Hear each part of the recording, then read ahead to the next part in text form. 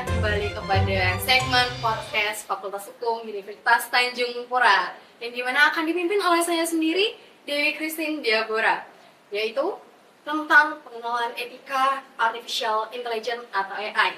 Kami dari Fakultas Hukum Universitas Tanjung Pura akan melakukan investigasi sederhana mengenai tugas, yaitu apakah kesadaran hukum mahasiswa terhadap penggunaan artificial intelligence atau AI dalam tugas perkuliahan memberikan manfaat yang baik. Saat ini, AI telah menjadi bagian dari kehidupan akademik mahasiswa. Namun, muncul beberapa pertanyaan dari mahasiswa lainnya. Apakah hanya memanfaatkan AI sebagai alat bantu belajar atau sudah memahami aspek serta hukum etika dalam penggunaannya? Di sini kita telah mendatangkan tamu kita yang akan memaparkan setiap apa itu AI, etika, serta bagaimana penggunaannya. Saya perkenalkan setiap tamu kita saat ini. Baik, terima kasih kepada Dewi yang telah memberikan kami kesempatan. Sebelumnya, perkenalkan saya Diva Priscilla sebagai surveyor 1. Saya akan Dewi Santia sebagai surveyor 2. Saya Aditya Yosa sebagai pengamat 1. Saya Irina Saputri sebagai pengamat 2. Nah, di sini sudah terdapat tamu-tamu kita yang akan menjawab setiap pertanyaan-pertanyaan yang ada. Untuk menjawab pertanyaan tersebut, kami telah melakukan survei terhadap 14 mahasiswa Fakultas Hukum Universitas Tanjung Pura dan akan menggunakan 4 indikator kesadaran hukum, yaitu yang pertama, pengetahuan hukum, pemahaman hukum, sikap hukum, dan juga perilaku hukum. Kita akan memasuki segmen yang pertama, yaitu hasil survei. Saya persilahkan. Baik, terima kasih kepada Dewi sekali lagi yang telah memberikan kami kesempatan untuk mengamalkan hal ini. Nah, sebelumnya kami telah melakukan penyebaran kuesioner kepada 14 mahasiswa Fakultas Hukum UNPAD. Dan hasil survei membuktikan bahwa 100% responden telah mengetahui dan sangat mengenal penggunaan AI ini.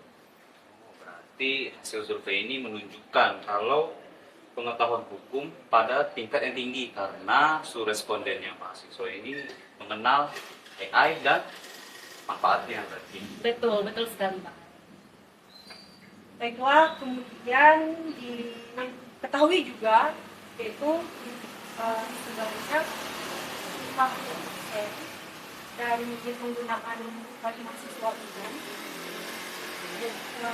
setuju bahwa AI ini digunakan untuk membantu tugas kuliah.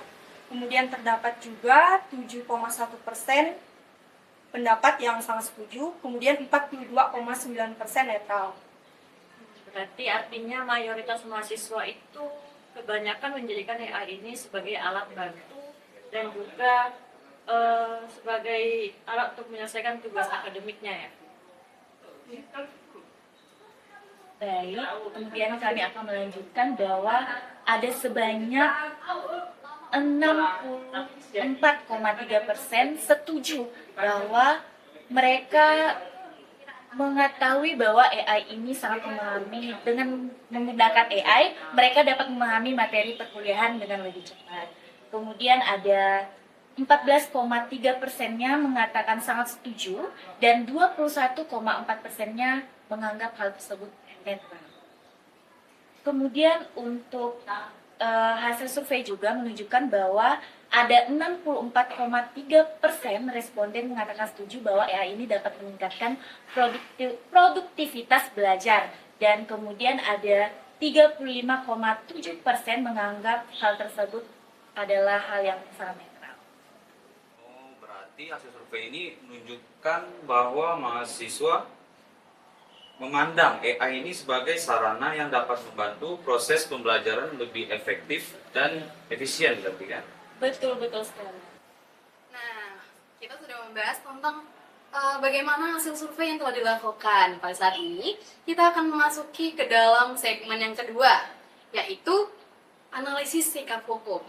Baiklah, saya persilahkan untuk setiap narasumbernya. Baiklah, untuk analisis perilaku hukum. Yang pertama, mahasiswa menggunakan AI secara penuh untuk tugas kurang etis. Kemudian ada di angka 42,9% yang mengatakan bahwa setuju dan 21,4% sangat setuju, kemudian 7,1% tidak setuju dan 28,6% netral. Berarti Kak, kalau digabungkan itu, sekian persen dari responden itu menilai bahwasannya penggunaan AI ini secara penuh itu dilakukan untuk tugas kuliah itu kurang etis. Kemudian juga kami telah melakukan survei bahwa ada sebanyak 28,6% menganggap setuju bahwa penggunaan AI ini berpotensi membuat mahasiswa menjadi malas berpikir kritis dan berdampak negatif. Dan 35,7%-nya sangat menyetujui hal tersebut. Kemudian ada di angka 14,3% menganggap tidak setuju dan 21,4%-nya menganggap hal ini adalah negatif. Baiklah, kita sudah mendengar dari analisis sikap hukumnya. Nah, pada saat ini kita akan mendengarkan bagaimana perilaku hukum yang diterapkan. Baiklah, kepada narasumber saya persilahkan. Berarti sebagian besar itu mahasiswa memahami penggunaan AI secara berlebihan. Tapi kalau dilihat, mereka masih menggunakannya ini secara intensif untuk pengerjaan tugas. Benar sih Kak Adit. Karena hal ini juga menunjukkan adanya kesenjangan antara pemahaman dan juga perilaku hukum mereka, di mana mahasiswa ini sebenarnya sadar dan juga tahu apa resikonya penggunaan AI. Tapi masih seringkali digunakan dengan alasan kemudahan dan juga efisiensi tadi itu. Baiklah, kita sudah melalui analisis perilaku hukum yang telah disampaikan oleh narasumber kita. Pada saat ini kita akan masuki nih, apa aja faktor dalam mempengaruhi kondisi dalam penggunaan AI. Saya persilakan kepada narasumber. Baik, terima kasih Dewi. Kalau ditanya apa saja sih faktor yang mempengaruhi kondisi tersebut, maka yang pertama adalah faktor kultural, di mana budaya digital yang berkembang pesat membuat penggunaan AI menjadi sesuatu yang sangat normal dalam lingkungan perkuliahan. Baiklah, dapat dilihat juga di faktor kedua, yaitu faktor struktural. Ada sekitar 71,4% yang mengatakan setuju bahwa kampus membuat aturan tentang penggunaan AI yang bijak. Kemudian ada juga 7,1% sangat setuju akan hal tersebut dan 21,4% netral. Kalau bisa kami pengamat menambahkan, ada salah satu faktor juga, yaitu faktor substansi hukum, di mana masih terdapat mahasiswa yang belum memahami secara rinci dalam batasan etika akademik dalam penggunaan artificial intelligence ini. Baiklah, sampailah kita kepada penutup podcast kita hari ini, di mana berdasarkan investigasi terhadap 14 mahasiswa Fakultas Hukum Universitas Tanjung Priok, dapat disimpulkan bahwa tingkat kesadaran hukum mahasiswa terhadap penggunaan artificial intelligence atau AI berada pada kategori sedang menuju tinggi. Nah, mahasiswa telah memenuhi indikator pengetahuan hukum, pemahaman hukum, dan sikap hukum dengan cukup baik. Namun, indikator perilaku hukum belum sepenuhnya optimal nih, dikarenakan masih terdapat kecenderungan dan juga ketergantungan dalam penggunaan artificial intelligence atau AI.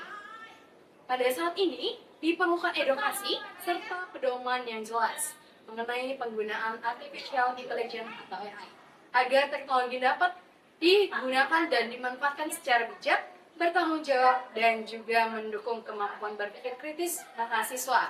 Pada saat ini, saya berterima kasih kepada narasumber kita, Kak Gia, Kak Diva, Kak Adit, dan juga Kak Iren. Baiklah, penutup kita pada saat ini. Sampai jumpa dan terima kasih. Bye-bye.